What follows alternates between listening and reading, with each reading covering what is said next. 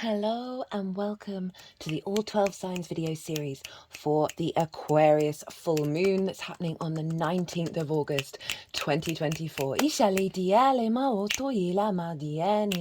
My name's Chloe. I work with card divination, astrology, and as you just heard, and as you can see, I channel multi-dimensional energies through my body. This brings in healing, attunement, and activation codes to the messages that come through in these readings. Right, I am reading for the Leo collective in this video, so let us begin. Leo rising. How you doing, Leo?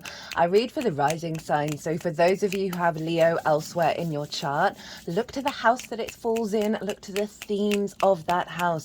You want to apply those themes along with all the other meaning you've got going on in the sign of Leo. It will be as if it energetically moves to the first house, so the astrology for the rising sign will still link in. You've just got to add on your own natal chart meaning on top of it. As always, take what resonates, leave what doesn't.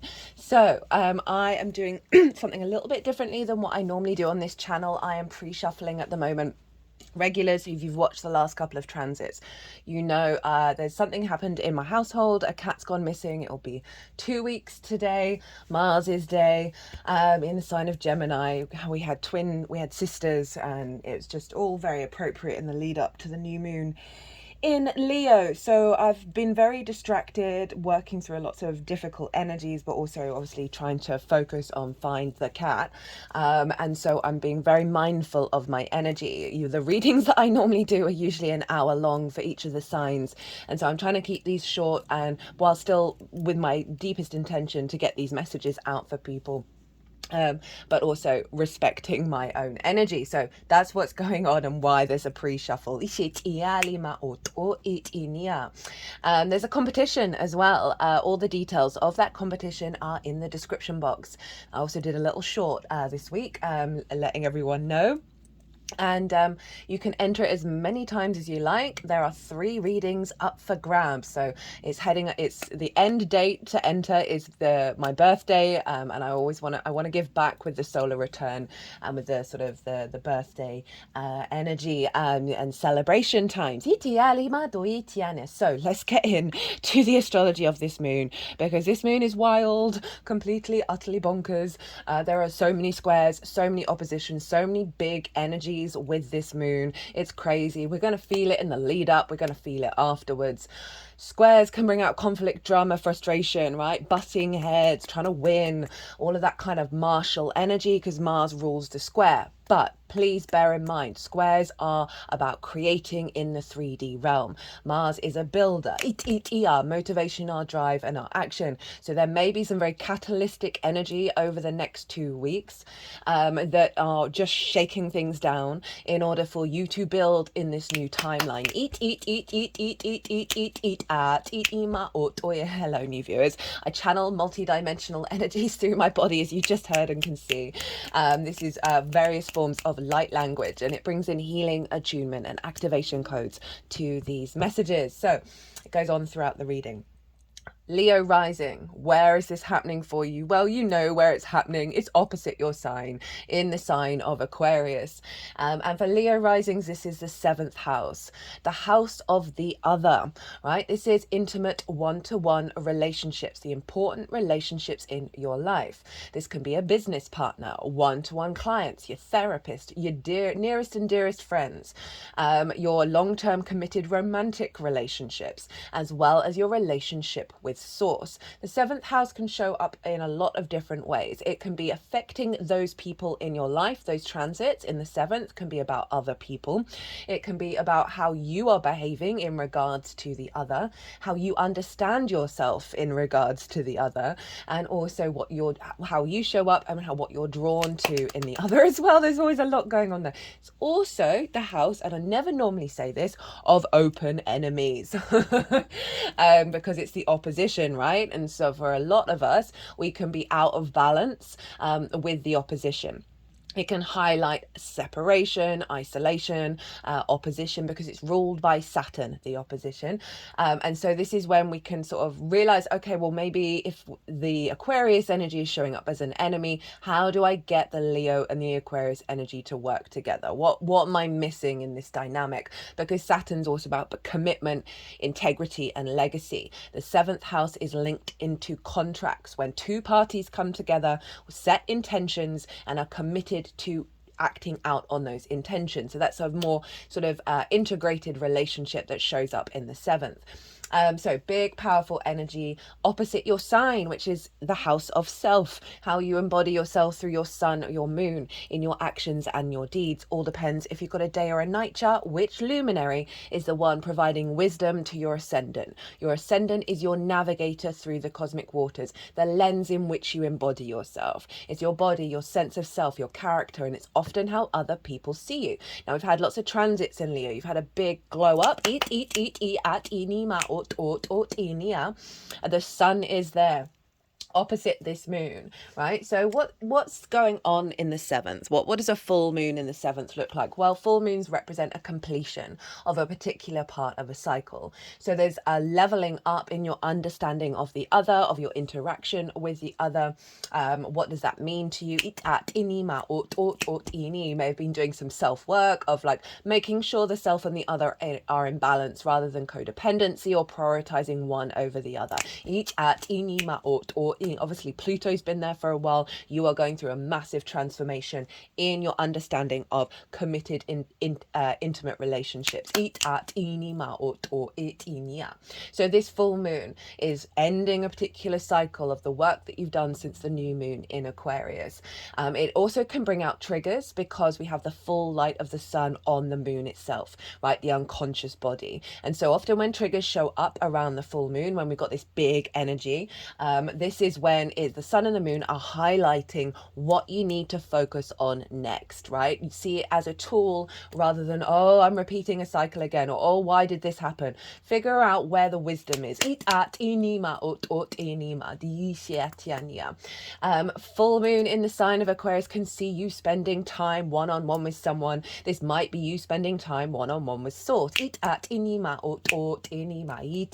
when our intuition is heightened, when we, the moon represents our intuition, emotional body, whether our needs are being met or not being met, whether we are how we give and receive nourishment. So with the moon there is an elevation of those themes while also potentially revealing why certain aspects your needs aren't being met, or you're not quite giving the nourishment or not receiving the nourishment, and you've got to figure out what that means to you. It can see a level up of your, as I said, your understanding of the other and the understanding of the other, how the other sees you. Because so often wherever the sun is with a full moon, it highlights the work that we've done. So the sun, the full light, the all eyes are on you, Leo, right now. So you may have intimate people in your life, one-on-one relationships, where they come about and they let you know what they think of you, right? Really say, I see you, I understand you, and there's an elevation of nurturing and nourishment coming in. You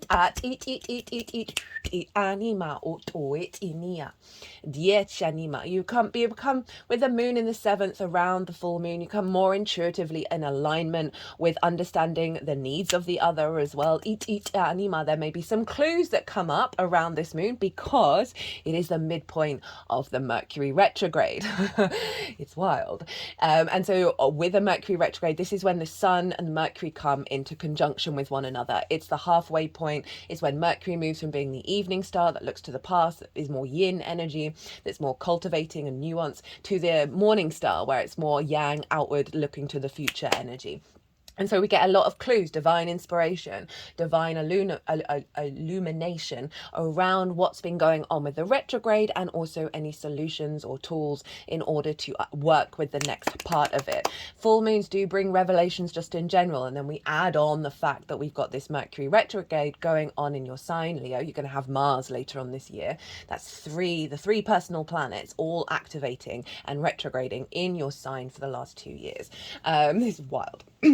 That there could be a big revelation around your maybe something that has been bubbling under the surface that's going to come up and be revealed with this moon in regards to healthier relationship dynamics, because that Mercury retrograde was when it went retrograde in Virgo, it was conjunct Venus. And so I talk about that in the Mercury retrograde series. Go check it out.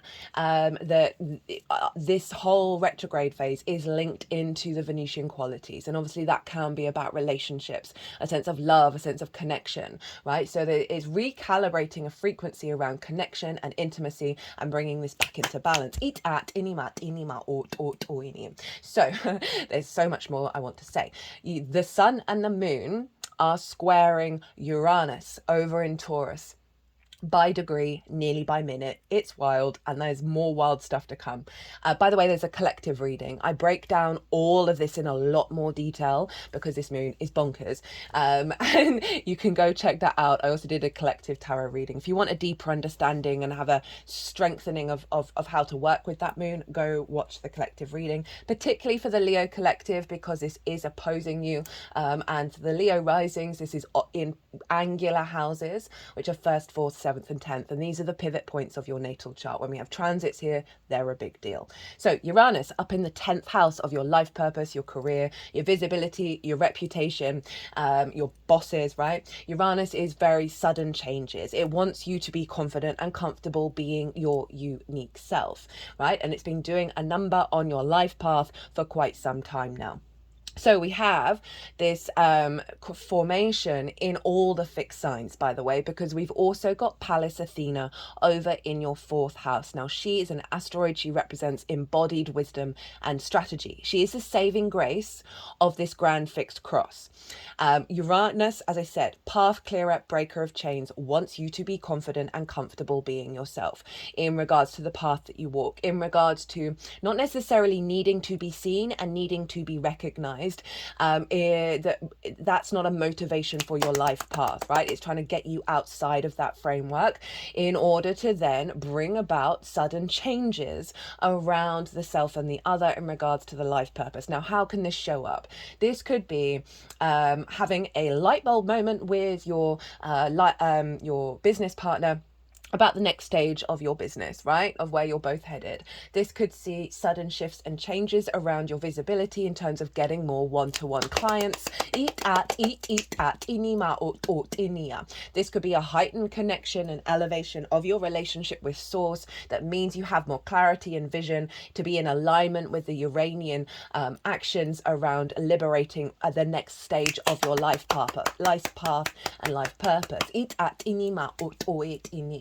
This could be a real sudden shift in activations around the commitment and the connection that you have with the other. That could be long-term romantic relationship. This could be the next level. All of a sudden, your partner's like, hey, shall we move in together, right? Because then it's a union of life paths.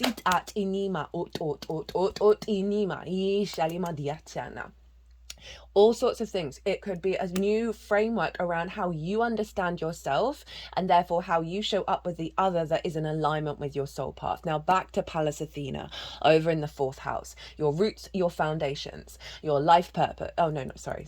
Your roots, your foundations, your ancestors, both blood and soul lineage, the roof over your head, your parental figures, your private life. So embodied wisdom, right? Long-term strategy. And so all 4 of the fixed signs are being activated. So for Leo risings, this is in all 4 angular houses, right? And so often when we have a fixed cross, we can feel like we're being pulled in a grand fixed cross. We can feel like we're being pulled in lots of different directions at once. What you want to do is, when you're feeling that, is center yourself, do a quick little breath work, meditation, whatever it is, clear your mind and stand in the center of it all, right? Stand where spirit is in the center of your chart. And then see what intuition comes through about which area of your life you're going to focus in that moment, because it's not necessarily going to go round and round and round. It may go all over the place. And so standing in the center is going to give some calm.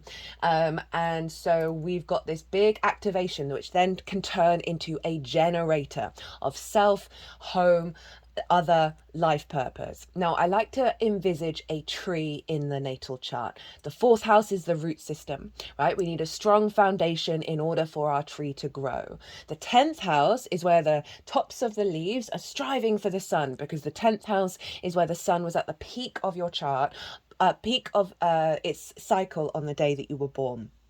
And we also have the self and the other, the branches that go this way that need to have healthy balance, right? And when these are all in alignment, this is when we are in our flow. So you've got Pallas Athena over in your fourth saying, right, whatever's going on with this moon, Pallas Athena is making sure that that's locked in. That serves your long-term strategy of having a healthy root system, of having a healthy private life, right? Of healthy dynamics with the ancestors. I can see a lot of wisdom coming through from the ancestors feeding this activation. Now, there's more. Okay, we're good for time. Saturn rules Aquarius traditionally, and that's what I work with. And so Saturn is governing this moon. So what's going on with Saturn is influencing the moon. And what's going on with Saturn this is wild. So back in 2020, December, around the winter solstice or the summer solstice, depending on which hemisphere you're in, Saturn and Jupiter came into conjunction, which is called the Great Conjunction. This happens roughly every 20 years, and this happened at 0 degrees of Aquarius. Now, we have shifted from the Grand Conjunction, the Great Conjunction, happening in Earth signs for the last 200 years, think the Industrial Revolution, to now air signs. So Saturn and Jupiter are the last visible planets to the naked eye, right? They are the gas giants. They have longer cycles than Mars, Venus, Mercury, Sun, and Moon. So they are linked into longer term social dynamics and structures and building that is more linked to the legacy and the longevity of your individual in regards to your connection to the outside world. So that conjunction activated a new cycle, began a new cycle. You might want to think back to then to figure out, okay, what frequency got initiated. Now, Saturn, exactly by degree and nearly exactly by minute, is going to be squaring Jupiter. So this is the first hard aspect that these two planets have made since the conjunction. Hard aspects are conjunction, square, opposition. They are more challenging aspects, right? But what they do is create in the 3D world, right? So they build, especially the square. We had the instigation, and now we are at the pivot point. Think of it as a cross-quarter moon energy, right? They're the halfway between that and the opposition. That we are, things are going to start manifesting with this square, as well as our realization of what we need to let go of that hasn't quite been working in order to then go into the next part of the cycle. So again, that square energy, conflict, drama, frustration, big catalytic energy, but also building, legacy, long-term building. And so that's in the sign of Pisces and Gemini.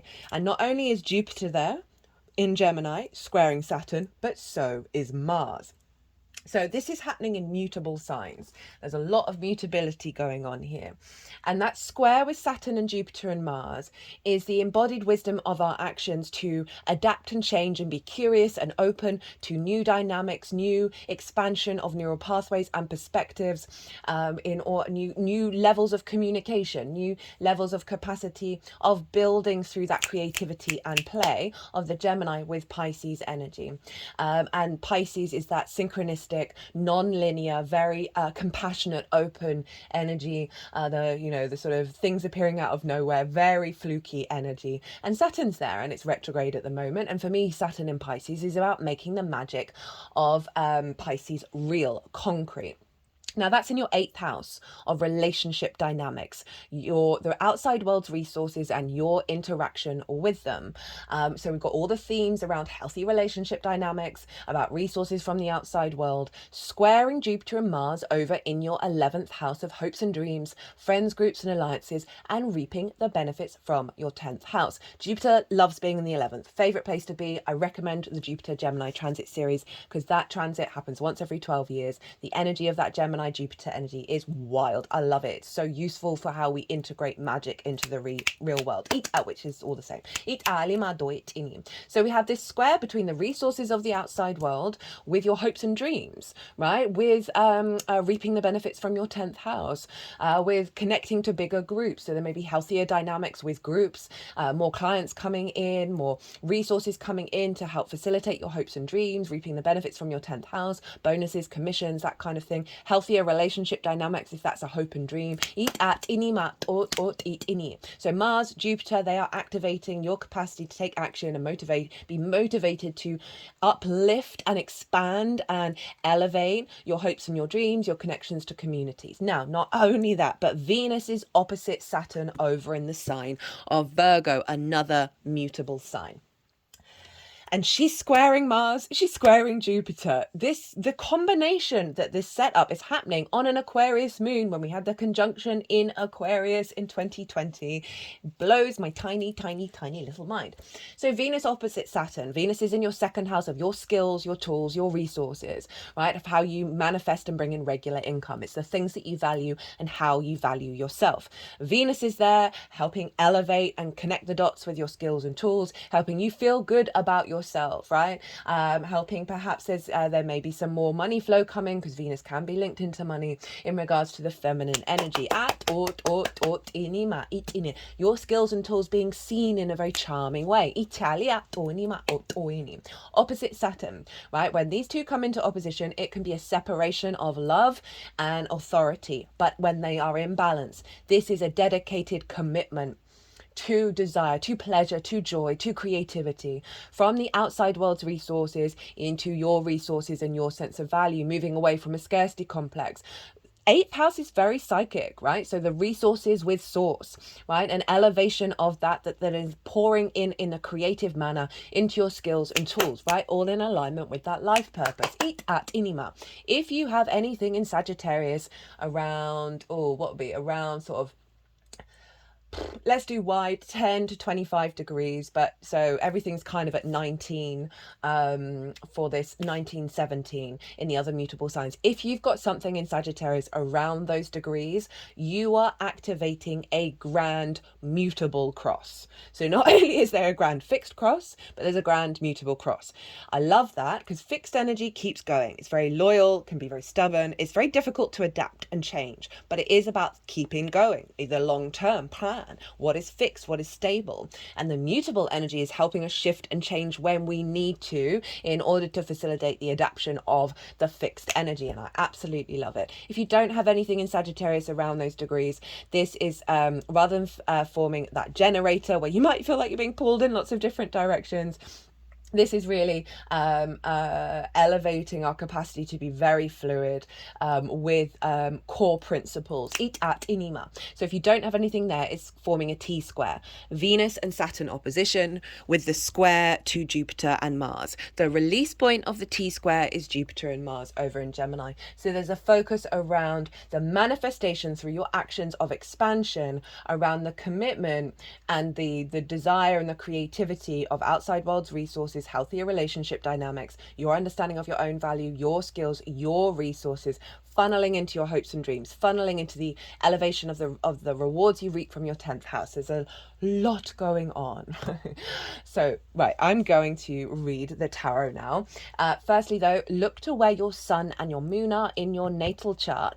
Look to the themes of the houses that they're in. Those themes are likely to play a role in what's showing up around the full moon, as well as if you want to do any intention work to see what your intuition is telling you of what themes to bring in regards to the Aquarius area of your chart, right? So there's some big energy. Squares, oppositions, hard aspects can bring challenges. You may see a lot of stuff get shaken up and discombobulated in order for the true building and balance to come in with this moon.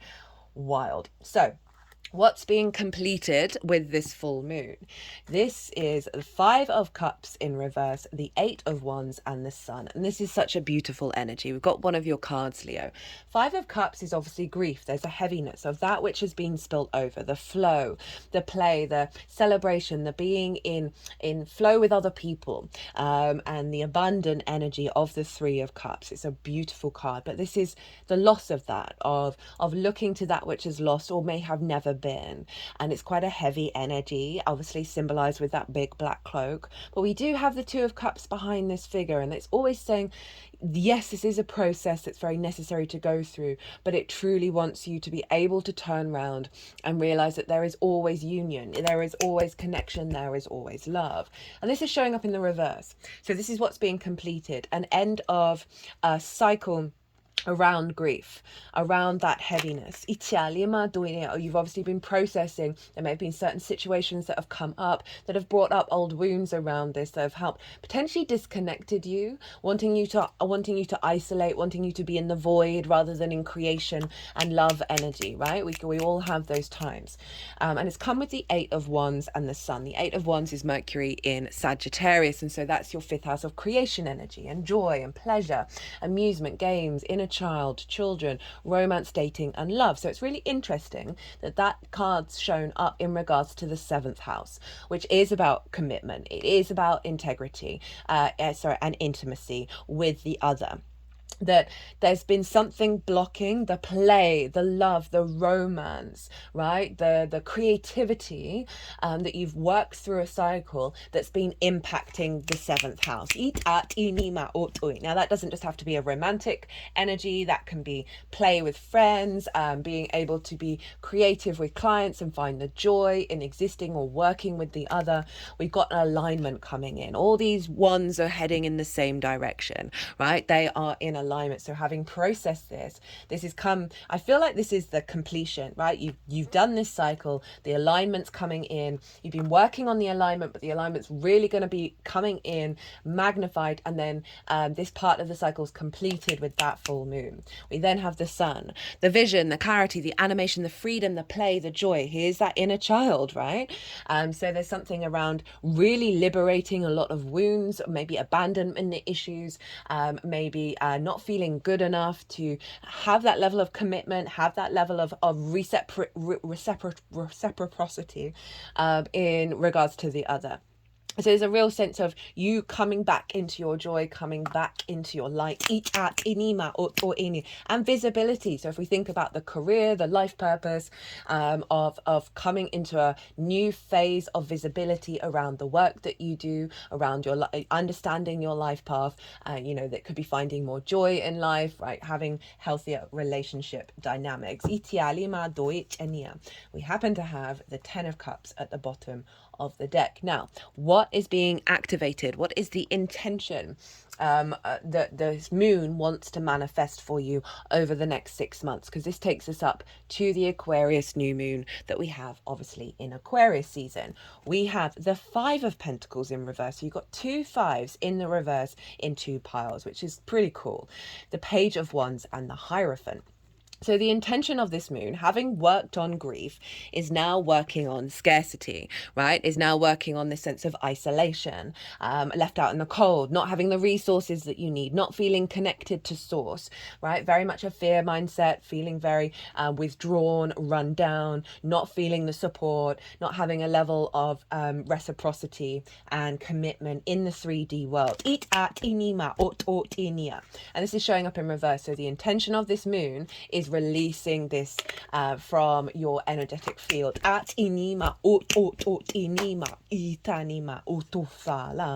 it's come with the Page of Wands. So obviously Mercury's retrograde in the sign of Leo. There's a lot of things around vulnerability and being able to communicate from your heart and be allowing that vulnerable energy, your unique energy, to come out. So there's something around that energy with what's going on with Mercury, because obviously this is a fire page. Pages are very excitable. They've just got into the court. They're really open, right? They want to talk to everyone. They want to learn everything. And I always love it when a page shows up. especially with on top of this 5 of a new way of thinking, a new way of engaging with the world and communicating, seeing the synchronicities, seeing the messages beyond this scarcity framework. This could be a way of you communicating with yourself that is then opening up pathways with the other, because you are no longer in this framework. Healthier conversations, right? This could be in terms of clients. This could be more communication, more opportunities coming in. A strengthening of your connection to source in regards to the communication and the downloads that you get in your embodiment of self.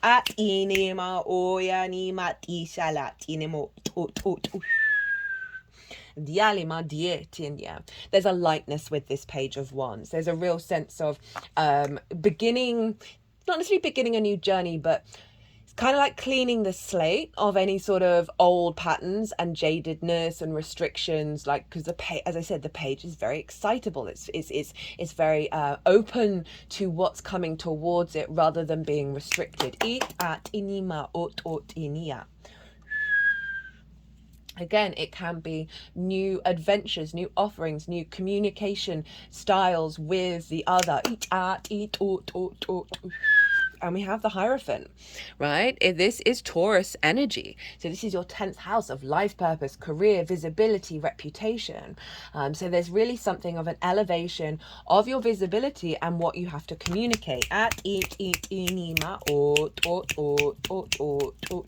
it feels like you're communicating this energy of the reverse, of kind of like preaching this sense of abundance, this sense of love. It's reverberating through the language and how you engage on an intimate level with the other, however that looks.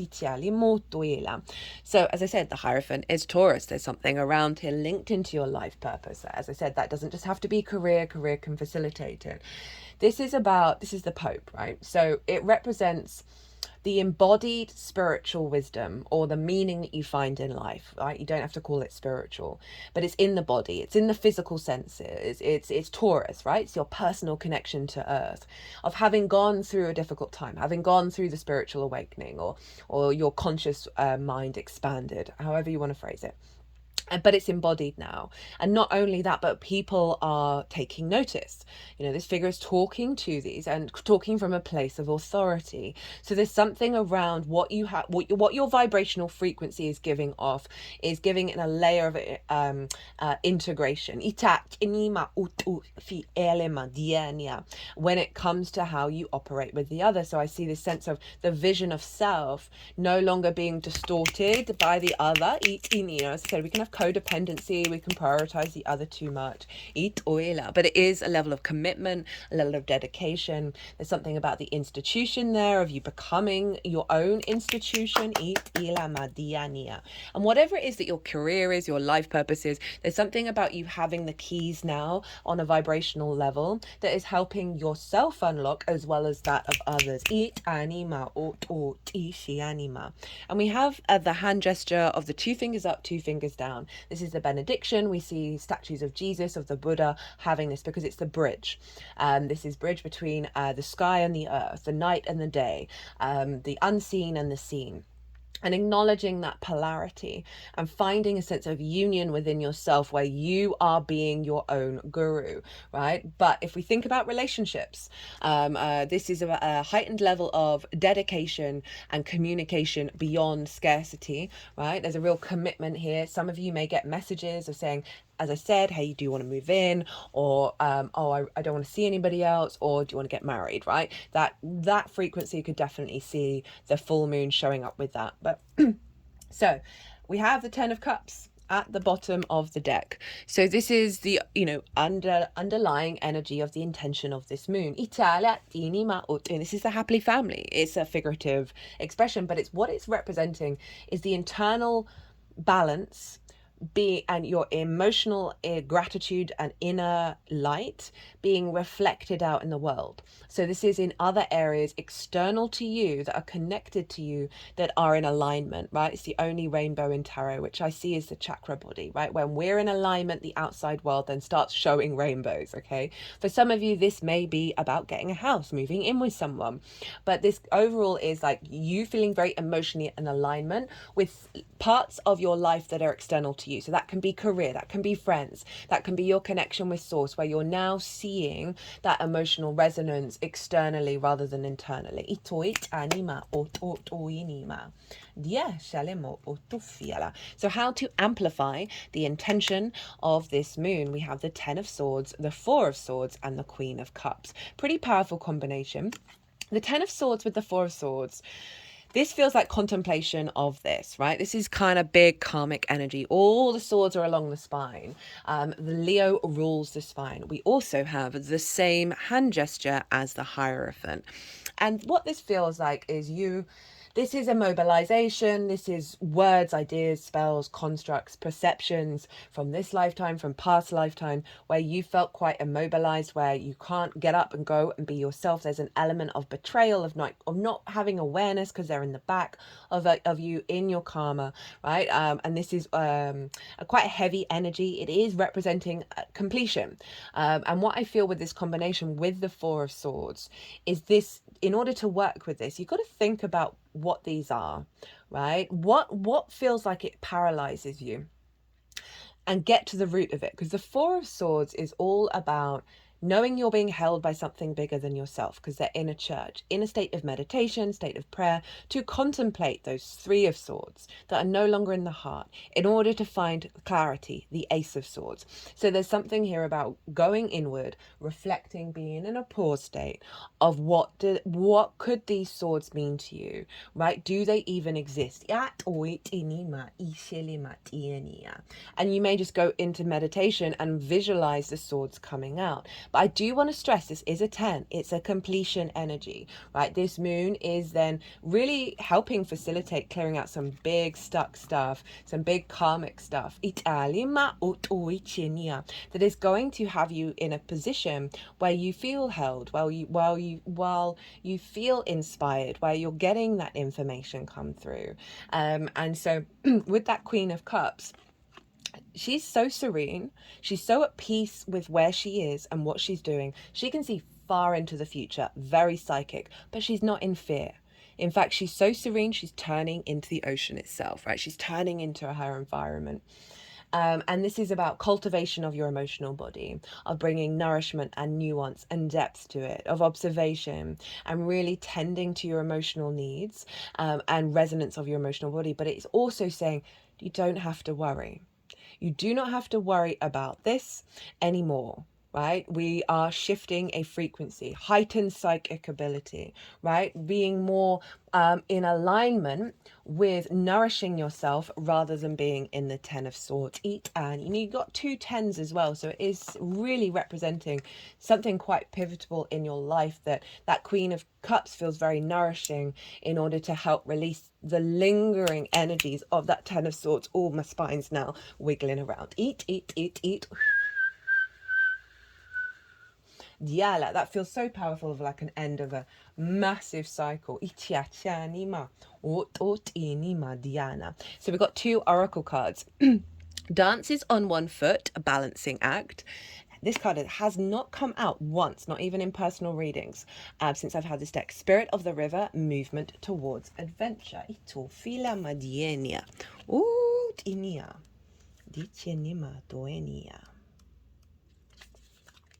Balancing act, resourcefulness, saying yes to, okay, I just had a message come through. So all the squares, all the oppositions are likely to bring all of this up. But you got that 4 of Swords with the Queen of Cups saying just chill, go inward, reconnect, tend to love your emotional body, realize that it's part of closing out of a massive cycle, and breathe, right? Really just breathe with that sword suit. Okay, I got a bit carried away there. Resourcefulness, saying yes to life. When dances on one foot shows up, you are called to find a new balance. Just as a dancer moves gracefully into each pose, no matter how precariously balanced a step might seem, you must bring equanimity to the situation before you, no matter how thorny or difficult a relationship seems. If you're putting too much effort into managing your life, work, relationship, family, and digital media, you are missing the point. You have to be dancing while juggling your entire life, knowing that at any one time, half of it is going to be up in the air. That's all those squares. That's the generator, the grand fixed cross, the grand mutable cross, and the fact that this is kicking up a lot of dust in order for things to be broken down and then settle. So this is great advice. I'm going to take it myself. It's not that you are doing too much and find it impossible to catch up. Rather, it's that you are confusing readiness with preparation. You will never, ever be fully prepared for all the challenges in life, but you can be ready to say yes to a new invitation the universe offers you. Live in a state of yes to spirit and no to everything not infused with life, romance, vitality, and the sacred. Ooh, there's definitely that. You will be surprised by how quickly your load lightens when you hold true to this lesson.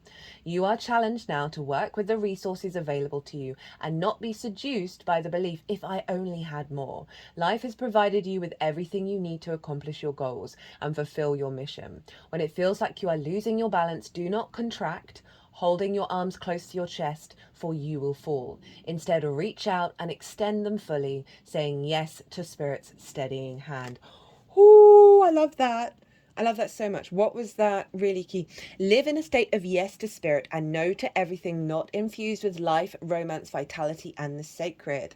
And find ways to infuse that into your life, right? Find perspectives, that Four of Swords, to shift away from the Ten of Swords to the Ten of Cups. Finding those silver linings. And the more that we do that, the more we stand in a space of gratitude for what's going on, the good, the bad, the ugly, the beautiful, the difficult, the flow state, all of that. I just had a big energy release of that. Oof, and another one. Oof, and another. Oof, and another. Oosh, and I like that bit though. The good, the bad, the beautiful, the ugly, the challenge, the flow. I really like that one. Okay, Spirit of the River, movement towards adventure, addiction to problems, allowing and trusting the current. The Spirit of the River invites you to step into the flow, to stop swimming against or avoiding the current. Allow the waters to carry you downstream, away from the eddies and whirlpools. It's time to heed the call of a new adventure waiting for you. Stop working on the problem for a while. The issue is not what it seems, it's your addiction to fixing what has gone bad that is consuming so much of your time. So this is about reorientating focus. Work to create a greater good. So focus on that framework rather than, oh, something bad's happened and now I've got to fix something bad, and rather than being like, hey, there's a challenge and I enjoy working with this, I'm going to get creative. There is nothing you can accomplish with more efforting, as the situations in your life right now are subject to forces beyond your control. No shit. Recognize this, step back, and trust the flow. There is no loss of face or lack of honor or integrity. It's simply the way things are in this moment. When this card appears, it's time to say yes to the next leg of your journey. Your life is like a river, inevitably and exorbitantly flowing towards the sea, which is your divine destination. Be fearless and release yourself to the rushing water in the middle of the stream. Whatever it is you are holding onto, the feelings, the thoughts, the beliefs about how things are or how they should or could be, can be fixed easily with the power of the Spirit of the River. Simply let go and enjoy the thrill of the ride. All will be well. Now that feels like that's tapping into the fixed Grand Cross and the mutable Grand Cross as well, of honoring that flow, right? And releasing old perspectives. Eat anima, right, Leo? I'm going to leave it at that. This has been the longest reading, not surprising. If don't forget, there's a competition. I can't remember if I mentioned it at the beginning. All the details are in the description box. 3 readings are up for grabs.